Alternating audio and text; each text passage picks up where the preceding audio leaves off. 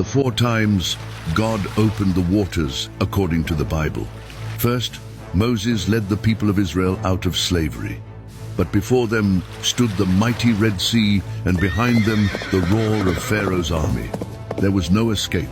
Then, by God's command, Moses lifted his staff. The sea parted, the waters rose like walls, and Israel crossed on dry ground.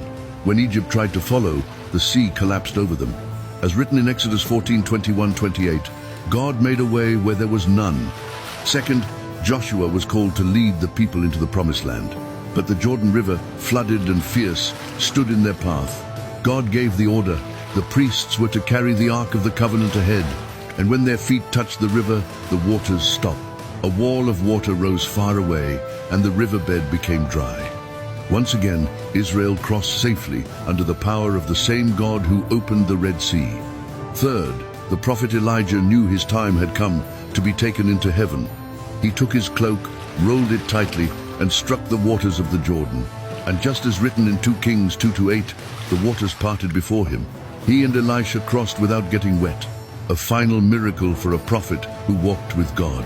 Fourth, Elisha had received the mantle of his master. After watching Elijah be taken up by a whirlwind, he walked back to the Jordan, struck the waters with the cloak, and cried out, "Where is the God of Elijah?" And once again, the river parted.